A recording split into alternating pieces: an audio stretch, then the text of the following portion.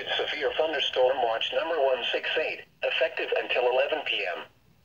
This watch includes the following counties in North Carolina: Bladen, Cumberland, Hardin, Hoke, Moore, Robeson, Sampson, and Scotland. Remember, a severe thunderstorm watch means the conditions are favorable for the development of severe weather, including large hail and damaging winds, in and close to the watch area. While severe weather may not be imminent, persons should remain alert for rapidly changing weather conditions and listen for later statements and possible warnings.